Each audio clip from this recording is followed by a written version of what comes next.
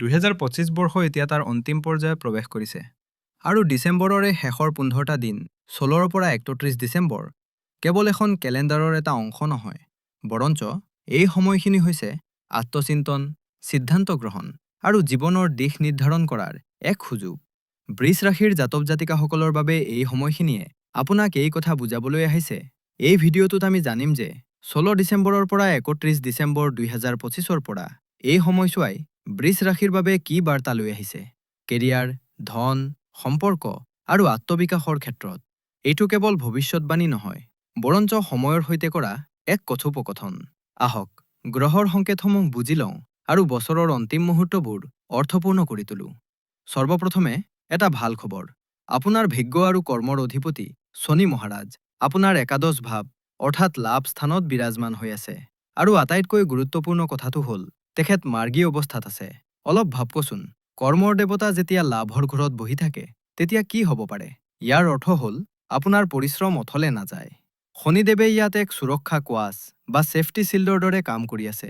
বাকী গ্ৰহবোৰে যিমানেই তোলপাৰ নলগাওক কিয়, শনিদেৱে আপোনাৰ উপাৰ্জনৰ ধাৰা শুকাবলৈ নিদিয়ে। এইটো এটা বৰ ডাঙৰ ৰাজযোগ। এতিয়া দ্বিতীয় ভাৱলৈ দৃষ্টি দিয়া হওক, যিটো হৈছে আপোনাৰ ধন আৰু পৰিয়ালৰ ঘৰ। ইয়াত দেৱগুৰু বৃহস্পতি বহি আছে, কিন্তু তেওঁ বক্ৰী হৈ আছে। বক্ৰী গ্ৰহৰ অৰ্থ হ'ল চেষ্টা বল, অৰ্থাৎ গ্ৰহটো সাধাৰণ অৱস্থাতকৈ 3 গুণ বেছি শক্তিশালী হৈ পৰে।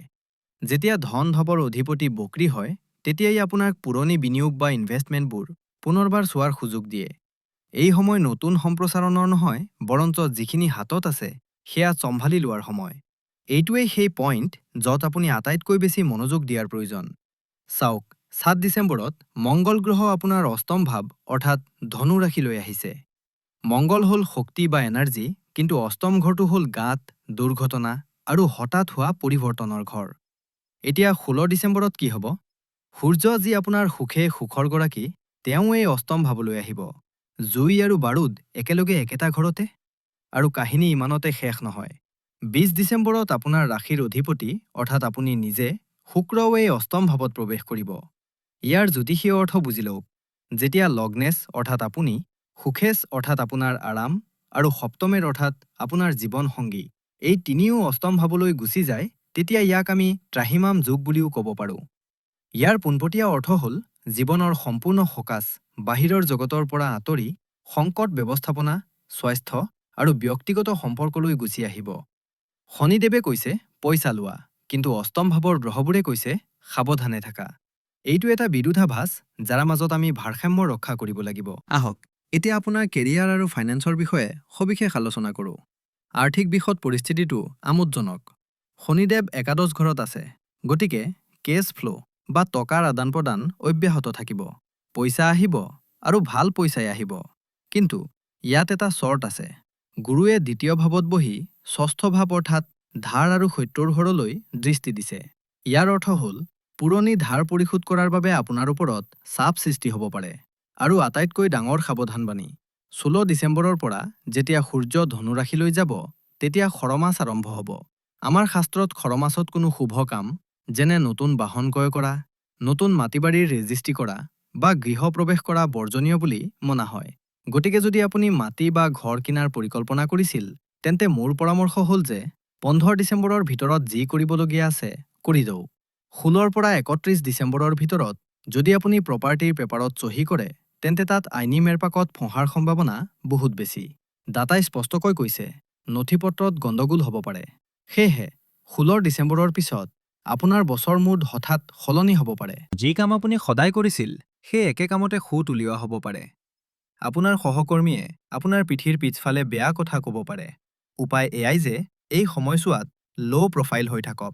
মিটিংসমূহত বেছিকৈ কথা নক'ব। শনিদেৱ একাদশত আছে, গতিকে অৱশেষত জয় আপোনাৰেই হ'ব। কিন্তু এতিয়া তৰ্ক কৰাটো নিজৰ ভৰিত নিজে কুঠাৰ মৰাৰ দৰে হ'ব। ব্যৱসায়ীসকলৰ বাবে, বিশেষকৈ যিসকলে অংশীদাৰিত্ব বা পাৰ্টনাৰশ্বিপত ব্যৱসায় কৰে, এই সময়ছোৱা ৰেড এলাৰ্টৰ দৰে। আপোনাৰ সপ্তম ঘৰৰ মালিক মংগল আৰু তেওঁ অষ্টম ঘৰত বহি আছে। ইয়াৰ অৰ্থ হ'ল পাৰ্টনাৰৰ সৈতে কাজিয়া বা পাৰ্টনাৰৰ স্বাস্থ্য বেয়া হোৱাৰ বাবে ব্যৱসায়ৰ লোকচান। তালমিল বা বুজাবুজি নষ্ট হোৱাৰ এটা ডাঙৰ যোগ আছে। কিন্তু প্ৰতিটো মুদ্ৰাৰ আন এটা পিঠিও থাকে। যিহেতু অষ্টম ভাৱ গৱেষণা, গভীৰ জ্ঞান আৰু ইঞ্চুৰেঞ্চৰ ঘৰ, গতিকে যদি আপুনি data science, medical field, pharmacy, taxation বা জ্যোতিষৰ ব্যৱসায়ত আছে, তেন্তে বিশ্বাস কৰক, সোণৰ পৰা ৩১ ডিচেম্বৰৰ সময়ছোৱাই আপোনাৰ বাবে অকল্পনীয় লাভ লৈ আহিব পাৰে। আপুনি এনে কোনো সমস্যাৰ সমাধান বিচাৰি উলিয়াব যিটো আন কোনেও পোৱা নাই। এতিয়া আমি সেই অংশলৈ আহিছোঁ যিটো এই পক্ষৰ আটাইতকৈ সংবেদনশীল অংশ, আপোনাৰ সম্পৰ্ক আৰু আপোনাৰ ব্যক্তিগত জীৱন। ইয়াত মোক আপোনাৰ সম্পূৰ্ণ মনোযোগ প্ৰয়োজন। দাম্পত্য জীৱনৰ কথা ক'বলৈ গ'লে, সপ্তম ঘৰৰ মালিক মংগল অষ্টম ঘৰত আছে। ই মাংগলিক দোষৰ দৰে প্ৰভাৱ সৃষ্টি কৰিছে।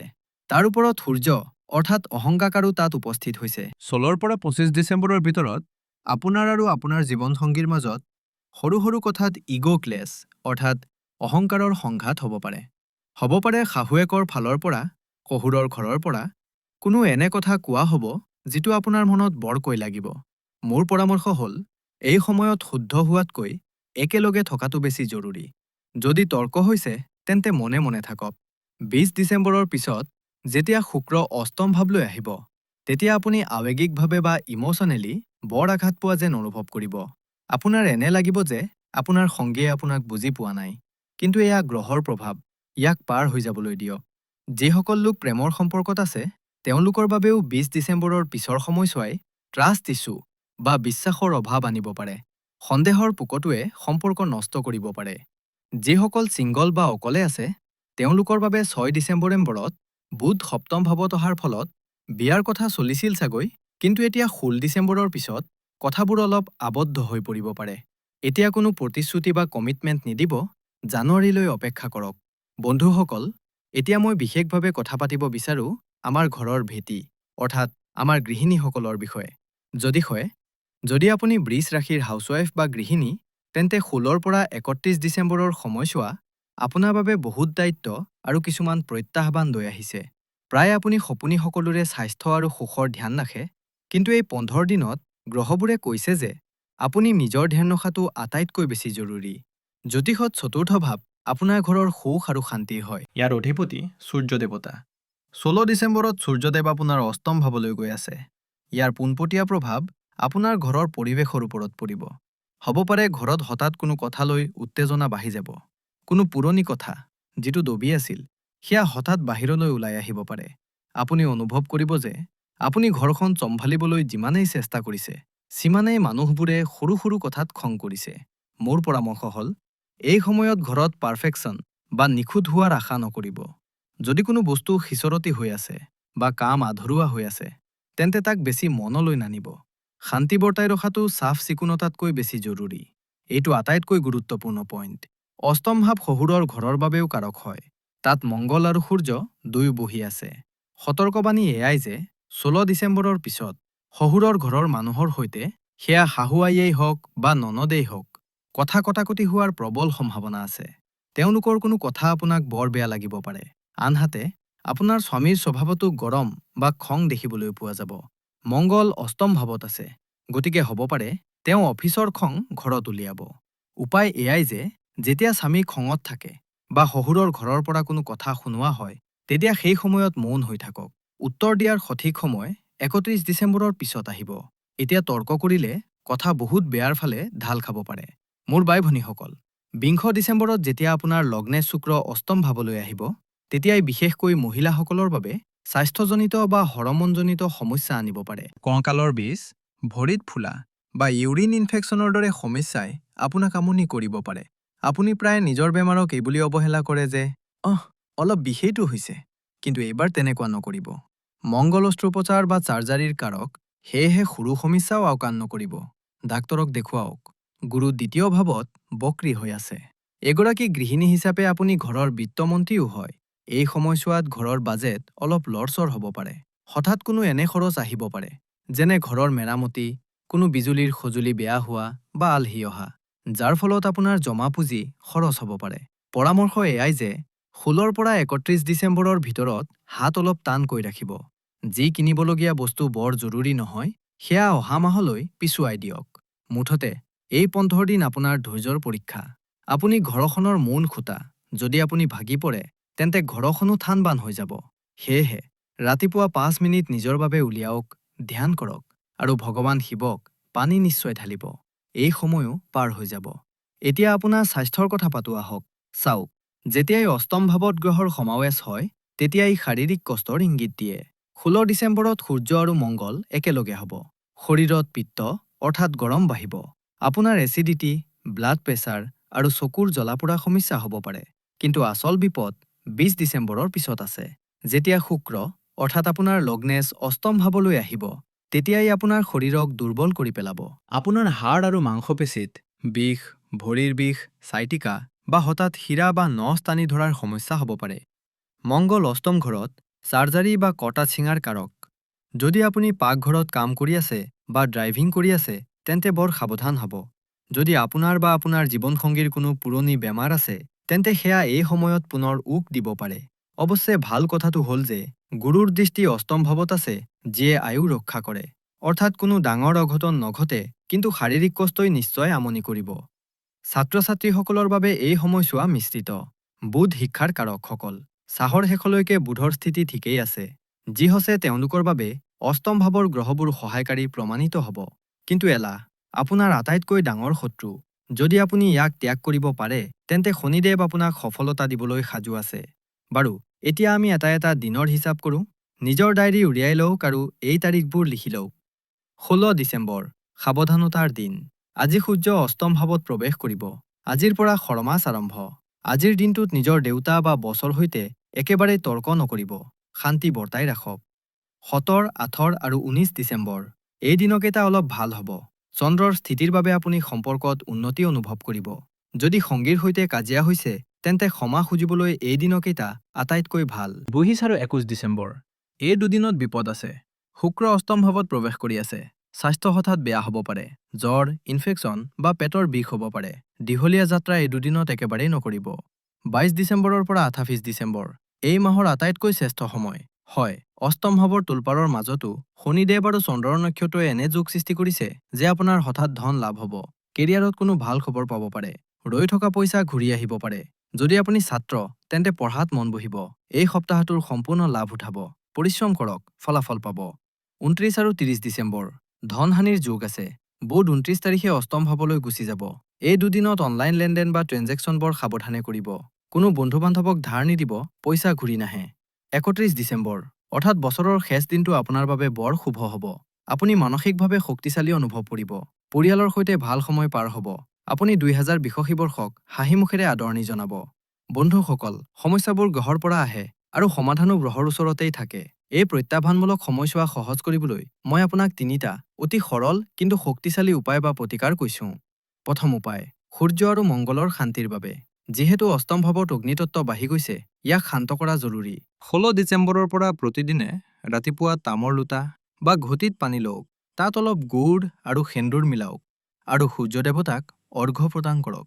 পানীয়ে মংগল আৰু সূৰ্যৰ উত্তাপ শান্ত কৰিব আৰু গুড় সূৰ্যৰ কাৰক। ইয়াৰ দ্বাৰা আপোনাৰ অহংকাৰ নিয়ন্ত্ৰণত থাকিব আৰু হাড়ৰ সমস্যা নহ'ব। দ্বিতীয় উপায়, অষ্টম ভাৱৰ সংকট দূৰ কৰিবলৈ। অষ্টম ঘৰে মৃত্যুতুল্য কষ্টও দিয়ে। ইয়াৰ নিয়ন্ত্ৰক হৈছে মহাকাল। এই 15 দিনৰ যিকোনো এদিন বা সোমবাৰে ভগৱান শিৱৰ মন্দিৰলৈ যাওক। শিৱলিংগত কেঁচা গাখীৰ ঢালক। গাখীৰ চন্দ্ৰৰ কাৰক, যিয়ে মনক শান্ত কৰে আৰু শিৱৰ কৃপাত দুৰ্ঘটনাবোৰ আঁতৰি যায়। তৃতীয় উপায়, শুক্ৰ আৰু সম্পৰ্কৰ বাবে। 20 ডিচেম্বৰৰ পিছত যেতিয়া শুক্ৰ পীড়িত হ'ব, তেতিয়া শুকুৰবাৰৰ দিনা কোনো দুখীয়া কন্যা বা ছোৱালীক অথবা মন্দিৰত বগা মিঠাই, যেনে বৰফি বা পায়স, দান কৰক। ইয়াৰ দ্বাৰা শুক্ৰৰ দোষ কমিব আৰু আপোনাৰ শোৱনি কোঠা বা বেডৰুমৰ শান্তি ভংগ নহ'ব। এটা বিশেষ পৰামৰ্শ এয়াই যে এই সময়ছোৱাত নিজৰ কথাত সৰস্বতীক বহুৱাই ৰাখিব। বুধ সপ্তম ঘৰত আছে। আপুনি যি ক'ব তাৰ প্ৰভাৱ গভীৰ হ'ব। তিতা কথা কোৱাৰ পৰা বিৰত থাকক। শেষত মই মাত্ৰ ইমানেই ক'ব বিচাৰিম, গ্ৰহ নক্ষত্ৰই কেৱল আমাক পথ দেখুৱায়, খোজ আমি নিজেই কাঢ়িব লাগে। 16 পৰা 31 ডিচেম্বৰৰ সময়ছোৱা অলপ খলাবমা বা কঠিন নিশ্চয়, কিন্তু ই আপোনাক শক্তিশালী কৰিবলৈ আহিছে। যেতিয়া লোহা জুইত তপত হয়, তেতিয়া সেই তীখাত পৰিণত হয়। এই সময় আপোনাৰ তপস্যাৰ। নিজৰ স্বাস্থ্যৰ যত্ন লওক, নিজৰ পৰিয়ালক মৰম দিয়ক আৰু শনিদেৱৰ ওপৰত ভৰসা ৰাখক। তেখেতে আপোনাৰ পৰিশ্ৰমৰ ফল আপোনাক নিশ্চয় দিব। ভয় খোৱাৰ কোনো কথা নাই, কেৱল অলপ সাৱধানতাৰ প্ৰয়োজন। 2026 চন আপোনাক আদৰিবলৈ সাজু হৈ আছে। আৰু বিশ্বাস কৰক, সেই বছৰটোৱে আপোনাৰ বাবে বহুত কিবা কিবি লৈ আহিব। যদি আপুনি এই বিস্তৃত বিশ্লেষণ ভাল পাইছে, তেন্তে এই ভিডিঅ'টো লাইক নিশ্চয় কৰিব। আপোনাৰ বৃষ ৰাশিৰ বন্ধু আৰু পৰিয়ালৰ সৈতে শ্বেয়াৰ কৰক, যাতে তেওঁলোকেও সতৰ্ক হৈ থাকিব পাৰে। আৰু হয়, কমেণ্ট বক্সত আপোনাৰ ইষ্ট দেৱতাৰ নাম বা জয় শনিদেৱ লিখি আপোনাৰ উপস্থিতি নিশ্চয় জনাৰ। আপোনাৰ কমেণ্টবোৰে মোক বহুত অনুপ্ৰাণিত কৰে। চেনেলটো ছাবস্ক্ৰাইব কৰি লওক আৰু বেল আইকনটো দবাই দিয়ক, কিয়নো 2026ৰ বাৰ্ষিক ৰাশিফল অতি সোনকালে আহিবলৈ গৈ আছে। আপুনি সুস্থ থাকক, সুৰক্ষিত থাকক। এই কামনাৰেই মই আপোনাৰ পৰা বিদায় লৈছোঁ। ওম নমঃ শিৱায়। হৰ হৰ মহাদেৱ।